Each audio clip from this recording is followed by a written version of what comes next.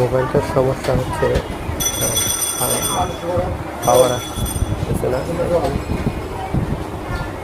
এখানে একটা ডায়োড থাকে, ডায়োডটা হয়তো যে কোনো কারণবশত ওইটা কেউ ফালিয়ে দিছে বা পড়ে গেছে, যার জন্য চালু হচ্ছিল না। এখন চালু হয়েছে।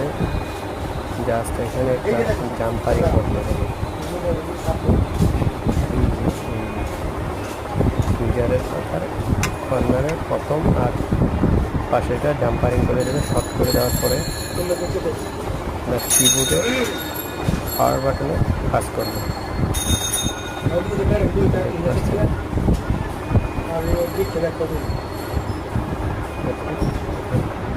শর্ট করা হয়েছে আমার, এখন চালু হবে।